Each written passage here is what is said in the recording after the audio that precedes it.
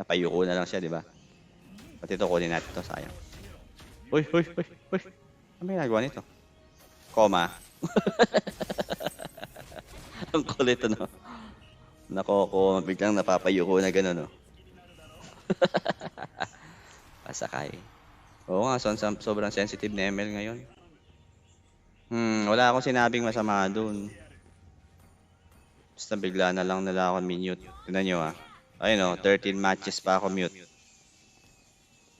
Nakita nyo ba? Ayun o, 13 matches. Gara, di ba? Paboom! Basag ang katawan ni Mia. Grabe, ti. Grabe. Maayos na yan na maaga ka maglaro hanggang Friday exam kasi. Exam mo. Grabe ka naman, Rodil.